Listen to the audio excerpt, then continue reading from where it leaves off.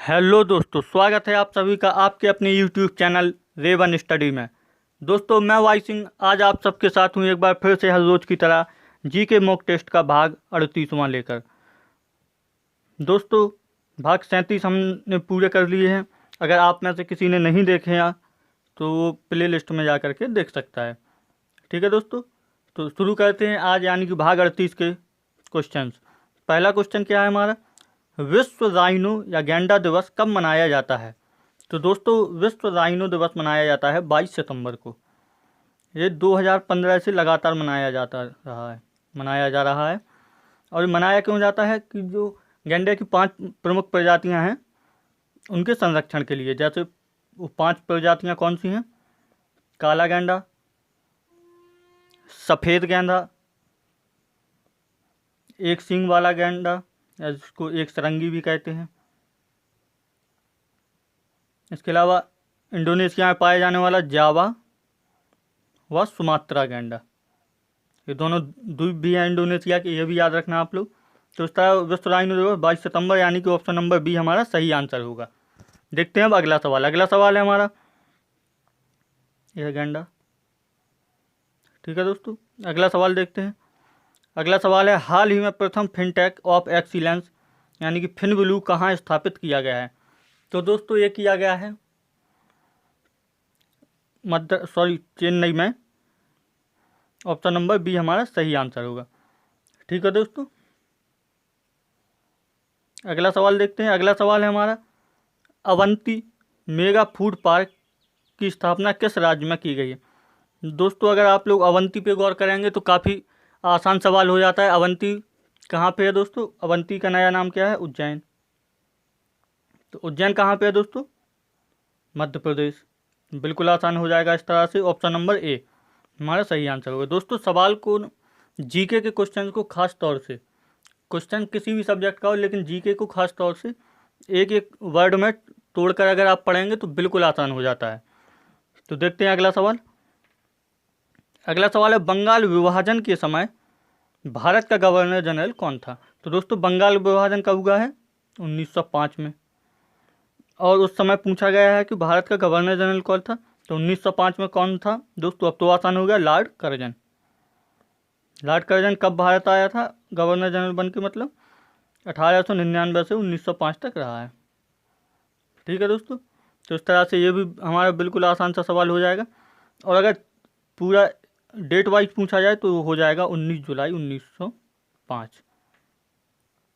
ठीक है दोस्तों, इसी को बोला गया है बंग भंग आंदोलन।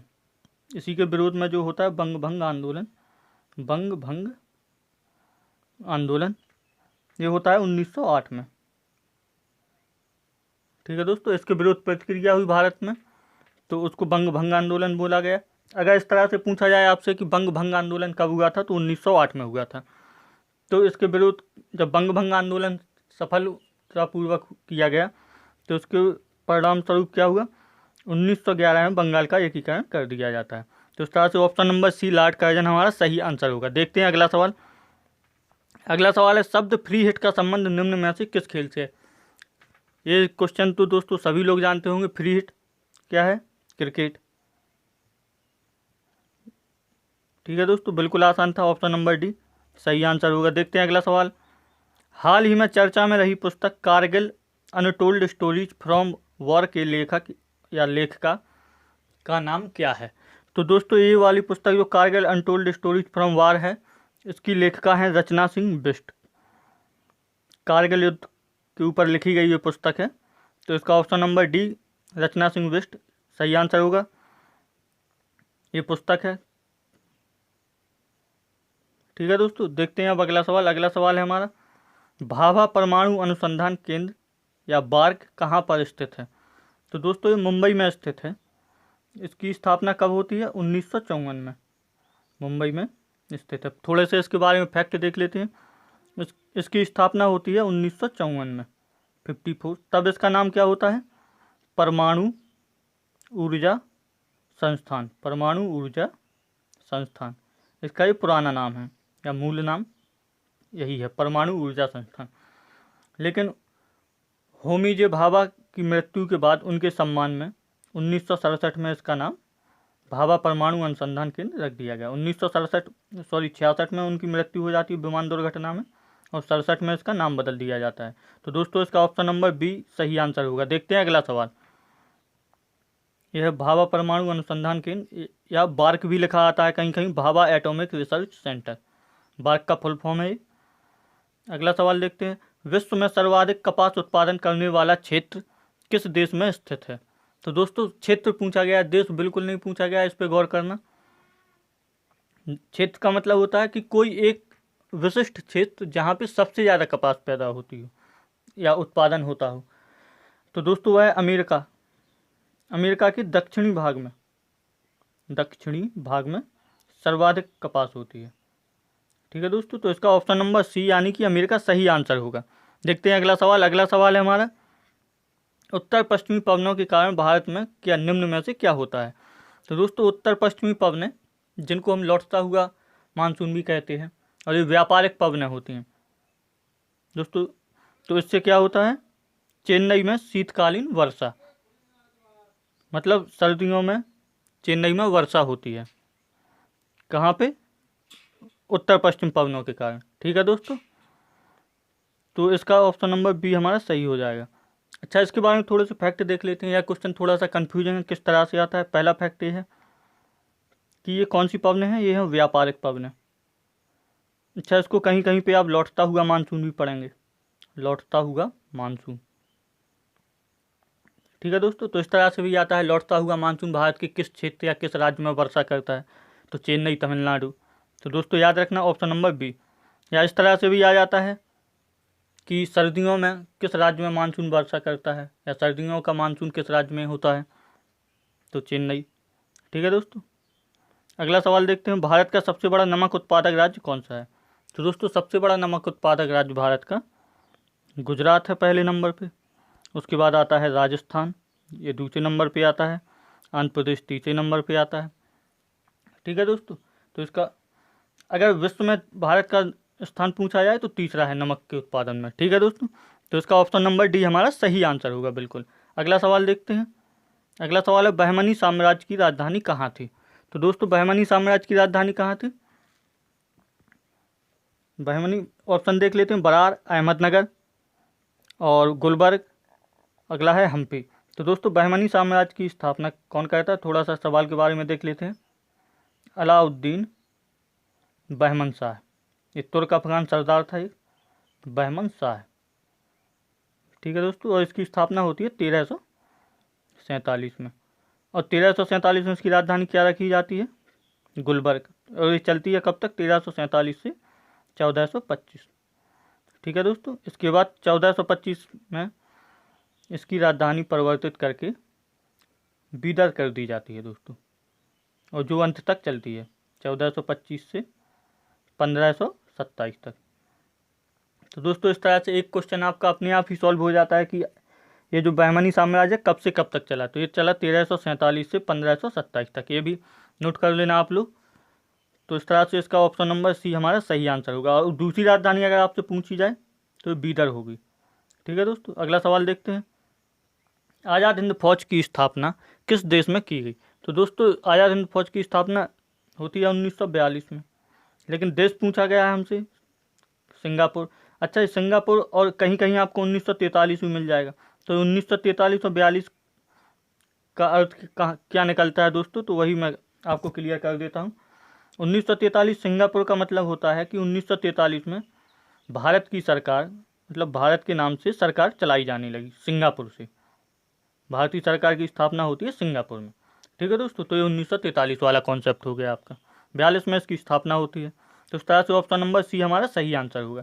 देखते हैं अगला सवाल। अगला सवाल है हमारा, गूगल क्रोम, माइक्रोसॉफ्ट एज और फायरफॉक्स जैसे सॉफ्टवेयर को रिक्त स्थान कहा जाता है। तो दोस्तों ये क्या है?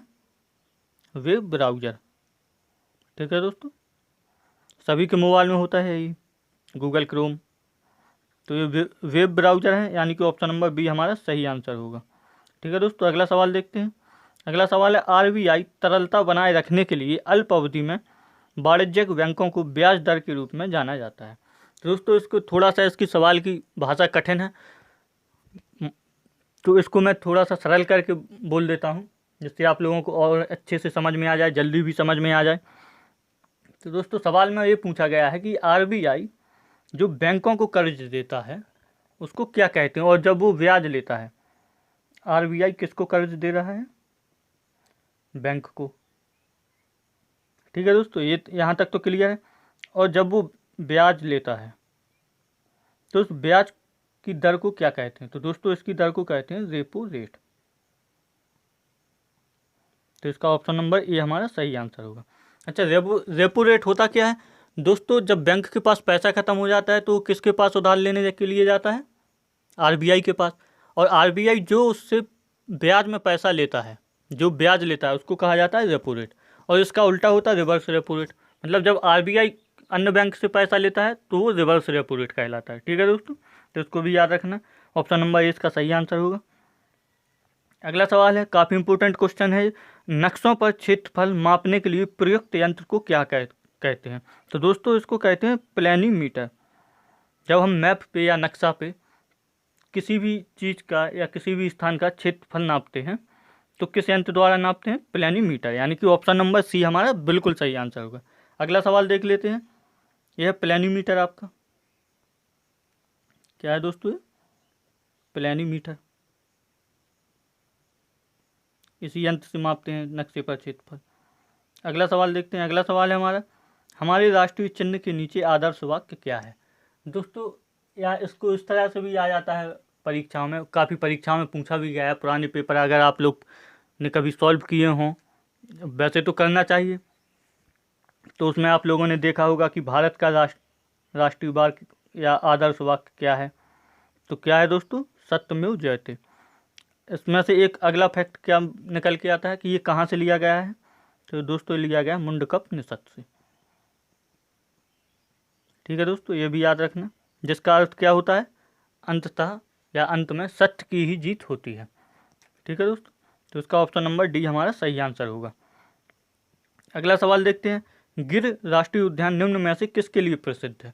तो दोस्तों गिर राष्ट्रीय उद्यान कहाँ पे है? गुजरात में जो राष्ट्रीय उद्यान है किसके लिए प्रसिद्ध है? एशियाई बब्बर शेरों के लिए। एशियाई बब्बर शेर। बब्बर शेर कहाँ पाए जाते हैं? गिर राष्ट्रीय उद्यान। तो देख लेते हैं इसमें ऑप्शन नंबर क्या है हमारा। कस्तूरी मृग नहीं होगा, बब्बर शेर, बाघ भी नहीं होगा। बाघ और शेर अलग अलग होता है। सिंह, हाँ यही हो जाएगा। सिंह को क्या बोलते हैं? शेर। ठीक है दोस्तों, तो ऑप्शन नंबर सी हमारा सही आंसर होगा। अगला क्वेश्चन है, स्वतंत्र भारत का अंतिम गवर्नर जनरल कौन था? दोस्तों क्वेश्चन को गौर से पढ़ना। इसमें लिखा है स्वतंत्र भारत का अंतिम गवर्नर जनरल। तो दोस्तों स्वतंत्र भारत का अंतिम गवर्नर जनरल था सी राजगोपालचारी। इसके बाद अगर क्रम में पूछा जाए तो स्वतंत्र भारत के कौन से थे? दूसरे। पहले कौन थे? माउंटबेटन। दूसरे कौन बनाए गए थे? सी राजगोपालचारी। इसके बाद इस वाले पद को, जो गवर्नर जनरल का पद है, इसके समकक्ष कौन सा पद बनाया गया? राष्ट्रपति। ठीक है दोस्तों, राष्ट्रपति पद बनाया गया इसी के समकक्ष।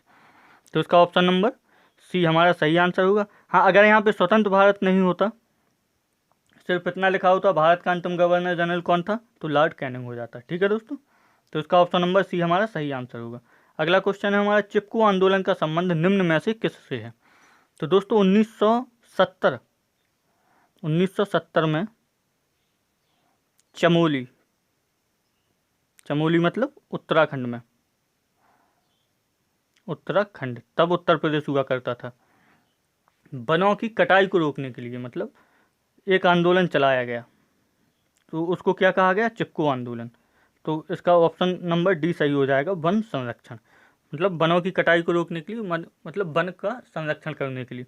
अच्छा, इसमें दोस्तों एक चीज़ बहुत इंपॉर्टेंट है, जो इस क्वेश्चन से भी ज़्यादा इंपॉर्टेंट है, जो आजकल ट्रेंड के हिसाब से जो क्वेश्चन का ट्रेंड बदल गया है, पैटर्न बदल गया है, तो उस हिसाब से क्वेश्चन क्या आता है कि आपको 4-5 नाम दे दिए जाएंगे, इनमें से पूछा जाएगा चिपको आंदोलन में से कौन संबंधित थे या नहीं थे। तो दोस्तों उनके आप लोग नाम नोट कर लीजिए, मैं बोल देता हूँ। इस आंदोलन के नेता कौन कौन थे? सुंदरलाल, सुंदरलाल बहुगुणा, ये पर्यावृत थे। इसके अलावा दूसरा नाम आता है कॉमरेड गोविंद सिंह, कॉमरेड गोविंद सिंह। ठीक है दोस्तों। अगला नाम आता है चंडी प्रसाद भट्ट। ये वाला नाम काफ़ी इंपॉर्टेंट है, काफ़ी परीक्षा में ज़्यादातर यही पूछा गया है, चंडी प्रसाद भट्ट या गौरा देवी। ठीक है दोस्तों, गौरा देवी। तो इसका ऑप्शन नंबर डी हमारा सही आंसर होगा। देख लेते हैं आज का आखिरी सवाल क्या है। आज का आखिरी सवाल है, अंतर्राष्ट्रीय पुलिस संगठन इंटरपोल का मुख्यालय कहाँ है। तो दोस्तों इंटरपोल की स्थापना 1923 में हुई थी। ठीक है दोस्तों, इसकी स्थापना कहाँ होती है, वियना में। और ये है क्या, अंतर्राष्ट्रीय स्तर पर अपराध को रोकने के लिए एक संस्था बनाई गई थी इंटरपोल। इसका मुख्यालय कहाँ है दोस्तों, इसका मुख्यालय है फ्रांस के लियोन में। अगर कहीं आपको लियोन लिखा नहीं मिले तो कंफ्यूज मत होना, पेरिस लिखा होता है उसकी जगह पे। ठीक है दोस्तों, तो इसका लियोन सही आंसर होगा। यानी कि ये देश कौन सा माना जाएगा, फ्रांस। किस देश में, लियोन, फ्रांस। तो ऑप्शन नंबर डी हमारा सही आंसर हो जाएगा। आज की क्लास यहीं पे समाप्त होती है दोस्तों। अब देखते हैं कल का सवाल क्या था। कल आपसे पूछा गया था, निम्न में से कौन सा मंडल पृथ्वी के सबसे नज़दीक होता है। दोस्तों काफ़ी अच्छे से समझाया था, डिटेल में भी समझाया था, आपको इमेज के थ्रू भी समझाया था ये वाला सवाल हमने। तो इसका सही आंसर कौन सा है, क्षोभ मंडल। ठीक है दोस्तों, ऑप्शन नंबर ए इसका सही होगा। अब देख लेते हैं आज का आपके लिए सवाल क्या है, होमवर्क आपके लिए। होमवर्क में है आपके लिए, समानता का अधिकार भारतीय संविधान के किन अनुच्छेदों में वर्णित है। तो दोस्तों ये भी पूछा गया है और पढ़ाया हुआ सवाल है आप लोगों को, तो आप लोगों को पता है इसका आंसर आप लोग कहाँ पे देंगे, किस तरह से देंगे, कमेंट बॉक्स में देंगे। अगर आप लोगों को डिटेल में मालूम है तो आप लिख के भी बता सकते हैं। तो आज के लिए इतना ही था दोस्तों। अगर आप लोग चैनल पर नए हैं तो चैनल को सब्सक्राइब कीजिए, बेल आइकन दबाइए, जिससे कि आप लोगों को नोटिफिकेशन मिलता रहे। अगर वीडियोस पसंद आ रहे हैं तो लाइक कीजिए, डिसलाइक कीजिए दोस्तों। ऐसा नहीं है कि सिर्फ लाइक ही करना है, डिसलाइक भी कर सकते हैं, अपने दोस्तों के साथ शेयर कर सकते हैं दोस्तों। कमेंट ज़रूर कीजिए, कमेंट से दोस्तों हम लोगों को भी मालूम चलता रहता है कि कहाँ पे सुधार की ज़रूरत है, कौन सी चीज़ बदलने की ज़रूरत है, आप लोग क्या चाहते हैं, हम लोगों को भी इसी से मालूम चलता है। ऐसा नहीं है कि आपकी कमेंट किसी की पढ़ी नहीं जाती, सारी कमेंट्स पढ़ी जाती हैं दोस्तों। तो दोस्तों मिलते हैं कल फिर इसी समय, तब तक के लिए धन्यवाद।